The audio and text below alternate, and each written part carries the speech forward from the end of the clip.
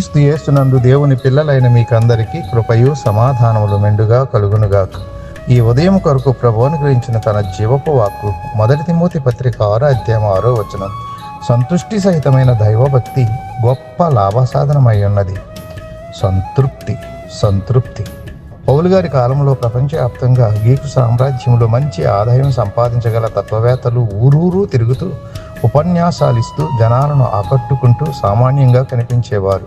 అదేవిధంగా ఆ రోజుల్లో మతం గురించి బోధించేవారు కూడా తత్వవేత్తల్లాగా అని సువార్త ప్రచారాన్ని తమ జీవనోపాధిగా చేసుకున్నారు. వీరి ధ్యేయం ధన సముపార్జనే. ఇందుకు భిన్నమైన క్రైస్తవ దృక్పథాన్ని పౌలు గారు వివరిస్తూ ఉన్నారు. సంతుష్టి సహితమైన దైవభక్తి గొప్ప లాభసాధనమై ఉన్నది. సంతుష్టి అంటే బాహ్య పరిస్థితులపై ఆధారపడకుండా, వాటితో నిమిత్తం లేకుండా అంతరంగంలో నిలిచి ఉండే ఏ కొదువ లేదు అనే భావం.